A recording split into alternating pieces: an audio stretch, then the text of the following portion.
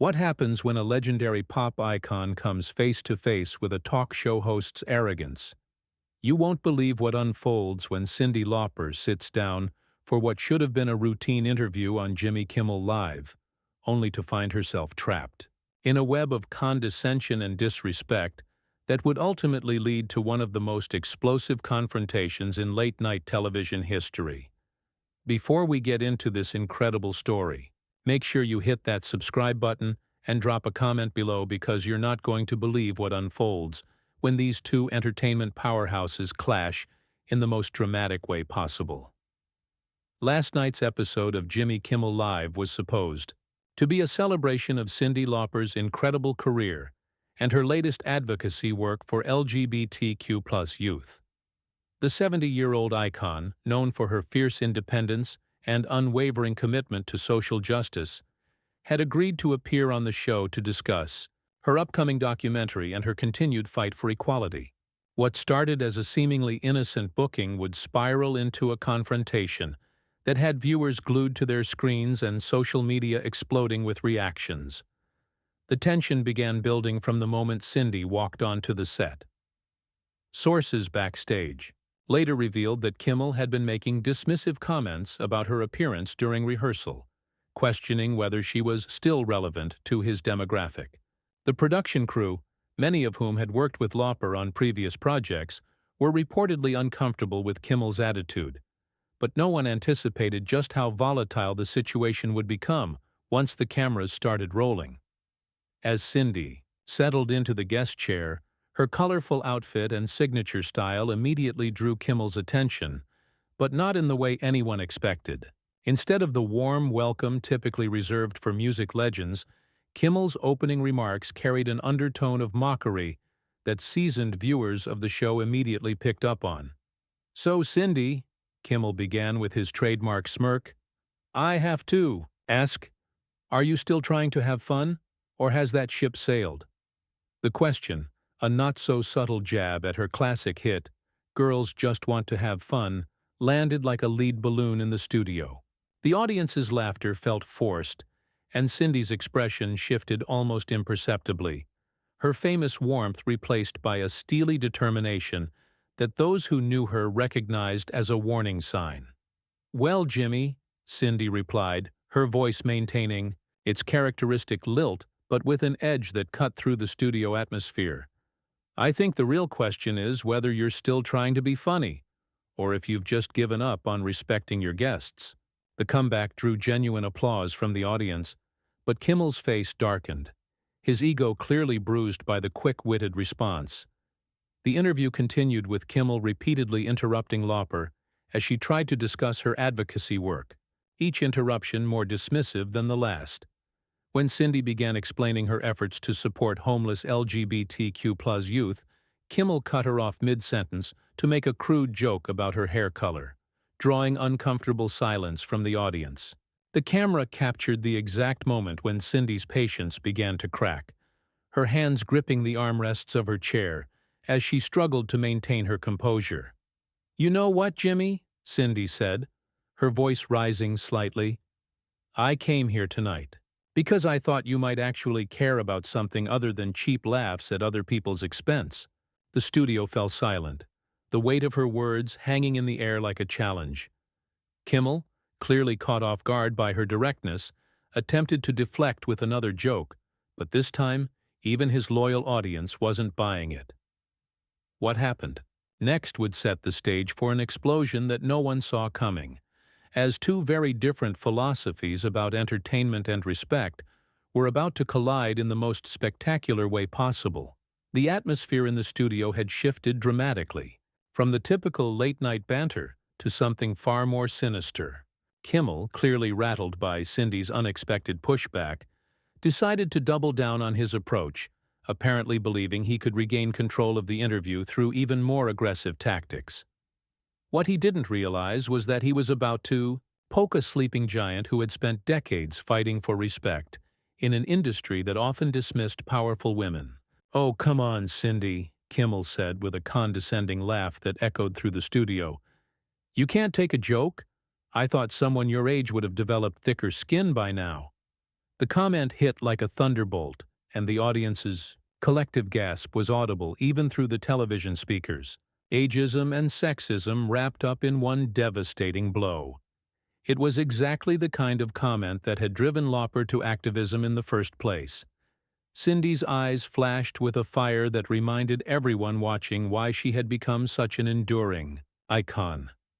She leaned forward in her chair, her voice dropping to a dangerously low register that commanded absolute attention. "My age, Jimmy? Let me tell you something about age. I've been fighting bullies like you since before you even knew what a microphone was. The difference is, I learned how to use mine to lift people up, not tear them down." The tension in the room was now suffocating. Band members shifted uncomfortably in their seats, and even Kimmel's regular sidekicks seemed to shrink back from the confrontation. The host, however, seemed oblivious to the dangerous territory he was entering, his ego apparently blinding him to the fact that he was about to face the full force of a woman who had spent her entire career refusing to be silenced or diminished. "Look, sweetheart," Kimmel continued, the patronizing term dripping with disdain, "maybe you should stick to what you know, singing about having fun, and leave the comedy to the professionals." The studio erupted in a mixture of shocked gasps and scattered, nervous laughter. Several audience members could be seen shaking their heads in disbelief, while others pulled out their phones to capture what was clearly becoming a historic moment in television. Cyndi stood up abruptly, her chair scraping against the floor with a sound that cut through the studio like a knife. "Sweetheart?" she repeated, her voice now trembling with barely contained rage. "Did you just call me sweetheart on national television? After dismissing my life's work and mocking my appearance?" The camera zoomed in on her face, capturing every nuance of her expression, as decades of fighting for respect and dignity crystallized into this single moment. "I have spent my entire career being told by men like you that I should just smile, look pretty, and stay in my lane," Cyndi continued, her voice growing stronger with each word. "I've been patronized, dismissed, and underestimated by countless people who thought they could reduce me to a novelty act. But you know what, Jimmy? I'm still here, I'm still fighting, and I'm not about to let some two-bit comedian with delusions of grandeur treat me like I'm some has-been who should be grateful for the attention." The power dynamic in the room had completely shifted.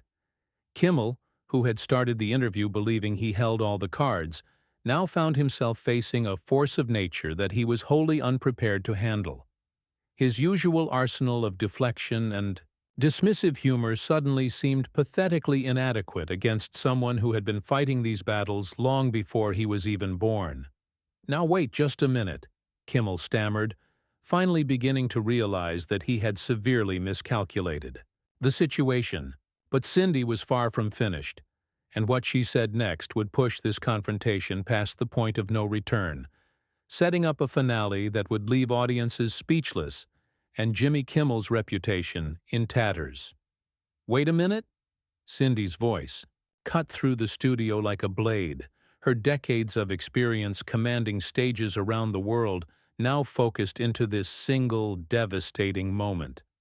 "No, Jimmy, you wait a minute. You've had your minute. You've had your whole career built on tearing people down while hiding behind the excuse that it's just comedy. Well, let me tell you what's not funny." The camera operators, sensing television history in the making, zoomed in closer as Cyndi's composure transformed from restrained anger into something far more powerful, righteous fury mixed with the eloquence of someone who had spent years advocating for the voiceless. The studio lights seemed to spotlight her naturally, as if the universe itself was amplifying her message.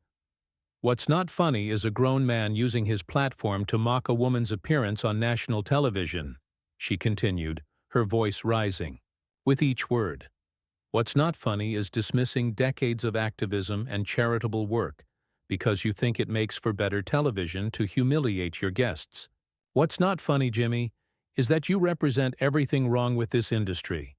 The ego, the entitlement, the complete lack of basic human decency." Kimmel's face had gone pale, his usual smirk completely wiped away as he realized the magnitude of what was happening. This wasn't just a celebrity having a bad interview. This was a reckoning, broadcast live to millions of viewers who were witnessing his complete professional dismantling in real time. The audience sat in stunned silence, many with their mouths agape, as they watched one of the most beloved figures in music history deliver what would become one of the most memorable takedowns in television history. You know what the real tragedy is? Cyndi pressed on, her voice now carrying the weight of every woman who had ever been dismissed, patronized, or reduced to a stereotype. Young girls are watching this right now. They're seeing how you treat women, especially older women, and they're learning that this is somehow acceptable. Well, I'm here to tell them, and you, that it's not. The production crew behind. The cameras could be seen frantically trying to figure out what to do. This had gone far beyond the typical late-night interview gone wrong. This was a cultural moment happening live on television, and everyone in the studio knew they were witnessing something that would be talked about for years to come.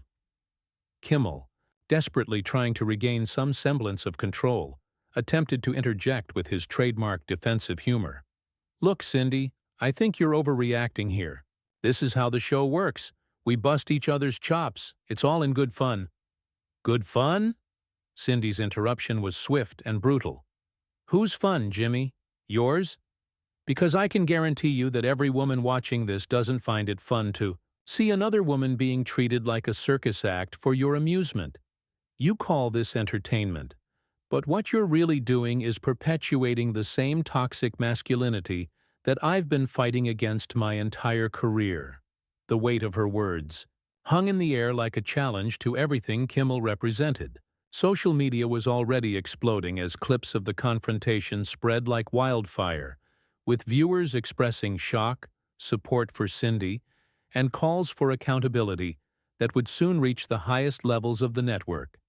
"I came here tonight to talk about helping homeless LGBTQ+ youth," Cyndi continued, her voice now carrying a devastating calm that was somehow more intimidating than her earlier anger.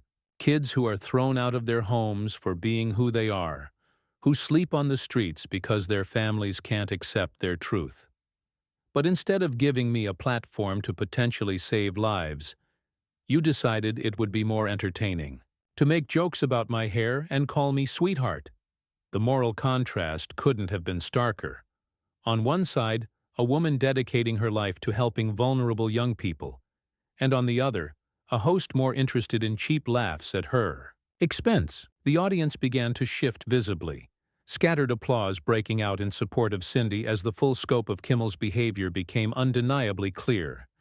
Kimmel's desperation was now palpable, as he realized his career might be imploding in real time. But his next words would prove to be the final nail in his coffin, pushing Cyndi to a breaking point that would result in the most dramatic exit in late-night television history, in what would later be described as the most tone-deaf moment. In late-night television history, Kimmel made the fatal decision to double down one final time. With his trademark arrogance still intact despite everything that had just transpired, he leaned back in his chair with a dismissive wave of his hand and delivered the words that would seal his fate. "Oh, come on, Cyndi," he said with a laugh. That sounded hollow and desperate. "You're being way too sensitive.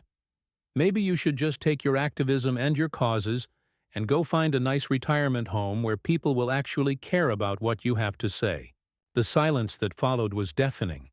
Even the band members looked shocked, with several shaking their heads in disbelief. The audience's collective gasp was audible around the world as millions of viewers watched in horror at what they had just witnessed. It was a moment so cruel, so utterly lacking in basic human decency, that it transcended television and became a cultural watershed moment. Cyndi Lauper stood motionless for what felt like an eternity, her face cycling through emotions that ranged from hurt to disbelief, to a fury so pure it seemed to radiate from her very being. When she finally spoke, her voice was barely above a whisper, but every word carried the weight of a lifetime of fighting for dignity and respect. "A retirement home?" she repeated slowly, her voice growing stronger with each syllable. "You think that because I'm 70 years old, I should just disappear quietly and let people like you continue to poison the airwaves with your hatred and disrespect?" She took a step closer to Kimmel's desk, her presence now commanding the entire studio. "Let me tell you something about retirement, Jimmy. I'll retire when young people stop needing advocates. I'll retire when women stop being treated like objects for your entertainment. I'll retire when bullies like you learn that there are consequences for treating people with cruelty."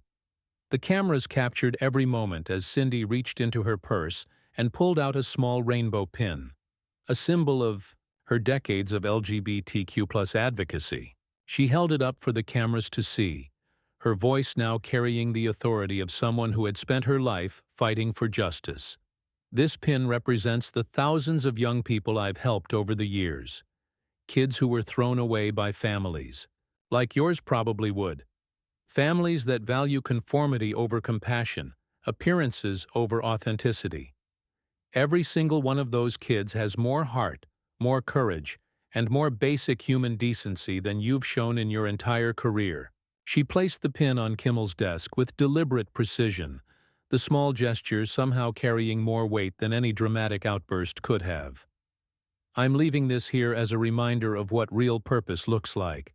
Something you clearly wouldn't recognize if it bit you in your inflated ego."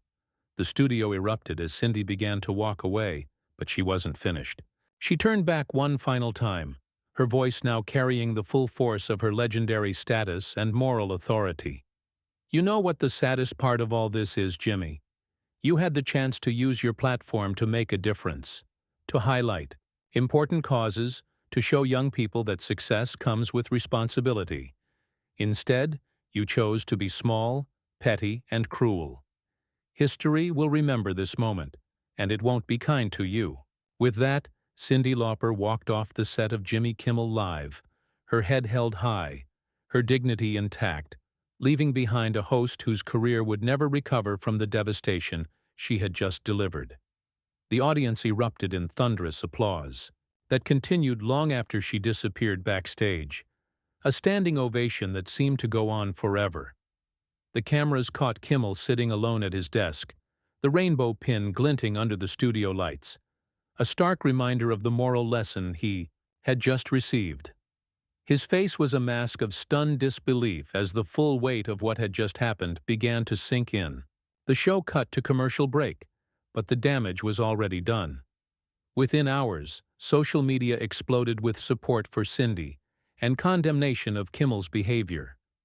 The hashtag #RespectCyndiLauper trended worldwide, with celebrities, activists, and ordinary viewers expressing their outrage at the host's conduct. Network executives found themselves fielding calls from sponsors threatening to pull their advertisements, while Kimmel's ratings plummeted to historic lows. The confrontation became a defining moment in television history, a powerful reminder that respect and dignity should never be sacrificed for cheap entertainment, and that sometimes the most important battles happen when we least expect them. Cyndi Lauper had once again proven that true colors never fade, and that standing up for what's right will always shine brighter than any spotlight Hollywood can provide.